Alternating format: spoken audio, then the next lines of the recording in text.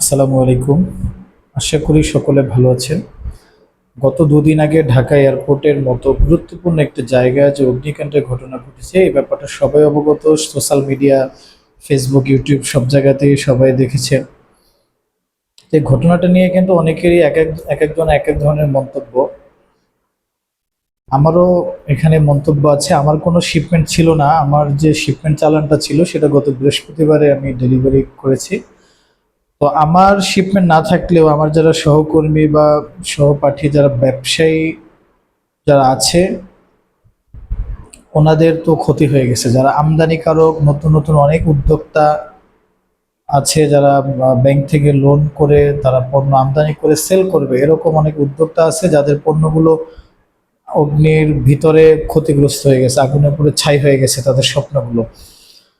তো কয়েকটা ভিডিওতে আমি দেখেছি যে এয়ারপোর্টে যখন আগুনটার সূত্রপাত হয়, তখন এয়ারপোর্টের ভিতর থেকে একজন বলেছিল ফায়ার সার্ভিসকে যে আপনারা আগুনটা নিভানোর ব্যবস্থা করেন। তখন ফায়ার সার্ভিস কর্মীরা বলেছে আমরা এখন পর্যন্ত সিভিল অ্যাভিয়েশনের পারমিশন পাই নাই, পারমিশন পাওয়ার পর আগুন নিভাতে পারবো। আমার প্রশ্নটা হচ্ছে, আগুনের সূত্রপাত ঘটেছে এখানে, কোটি কোটি মানুষের হাজার কোটি টাকার সম্পদ, সিভিল অ্যাভিয়েশনের পারমিশন কেন লাগবে আগুন লিবানোর জন্য? এই জিনিসটা আমি বুঝতেছি না। আগুনটা লিবানোর জন্য কেন সিভিল অ্যাভিয়েশনের পারমিশন লাগবে? সিভিল অ্যাভিয়েশনের আওতায় পুরো এয়ারপোর্ট ঠিক আছে, কিন্তু তাদের পারমিশন কেন লাগবে?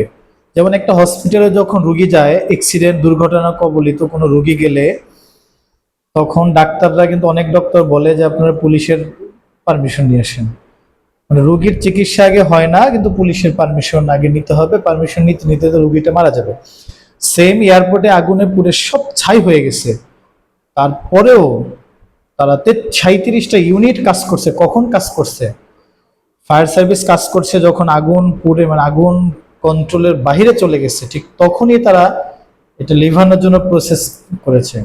আর বাংলাদেশের ফায়ার সার্ভিস কোনো কাজে প্রয়োজন হয় বলে আমার মনে হয় না। এদের আসলে কোনো কাজ নেই, এরা শুধু খাবে, ঘুমাবে। এবং এই ফায়ার সার্ভিসের যে ইকুইপমেন্টগুলো আছে, এটা মানে সব থেকে নিম্ন শ্রেণীর ইকুইপমেন্টগুলো ফায়ার সার্ভিস ব্যবহার করে। বাংলাদেশের গভর্নমেন্টের উচিত এই ফায়ার সার্ভিসের প্রযুক্তিগুলো আধুনিক করা।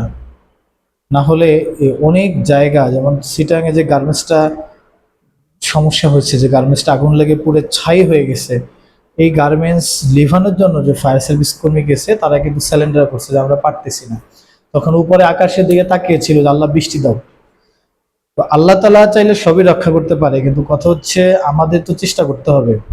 গভর্নমেন্ট, সরকারের উচিত ফায়ার সার্ভিস ডিপার্টমেন্টকে ভালোভাবে তাদেরকে ট্রেন আপ করা এবং তাদেরকে ইকুইপমেন্ট দেওয়া, যে ইকুইপমেন্ট দিয়ে তারা দ্রুত আগুনটি নিভাতে সক্ষম হয়।